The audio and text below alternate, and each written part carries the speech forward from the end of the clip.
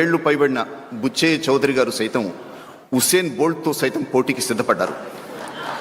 వారు 100 మీటర్ల పరుగు పందెంలో పాల్గొంటారని, మైదానమంతా నవయువకుల్లా కలియదిరుగుతూ అందరికీ ప్రేరణాదాయకం అవుతారని చూస్తే కానీ నమ్మలేం. కొద్దిసేపట్లో మీరు విజువల్స్ చూస్తారు.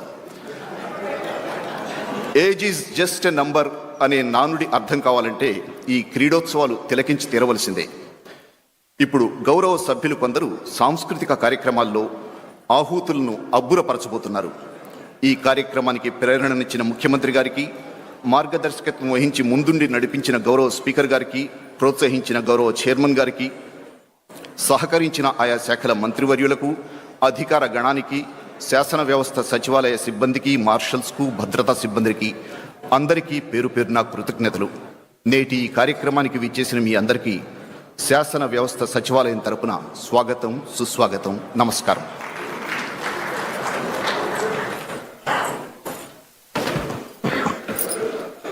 ధన్యవాదాలు సార్.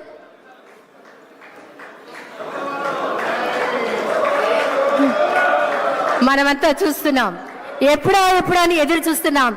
ఏమంటివి ఎంత మాట!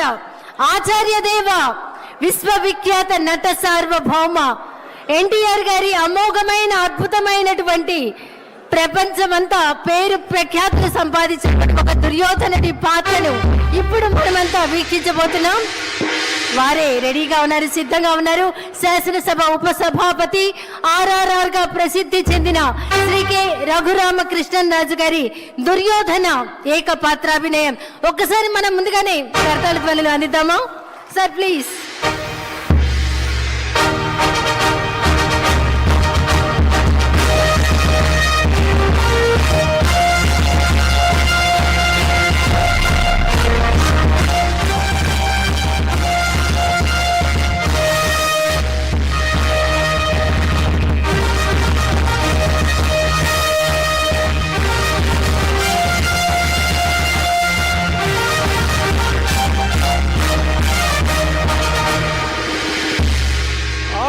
ఆచార్యదేవా, ఏమంటివి జాతి నెపమన సోత శుద్ధుని కింద నిలువ అర్హత లేదందువా.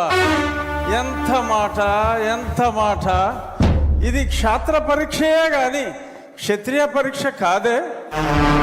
కాకూడదు, ఇది కుల పరీక్షయే అందువా. నీ తండ్రి భరద్వాజుని సంభవం ఎట్టిది. అతి దుభుక్షాకరమైన నీ సంభవం ఎట్టిది. కులలో పుట్టిదివి కదయ్యా, నీదే కులము.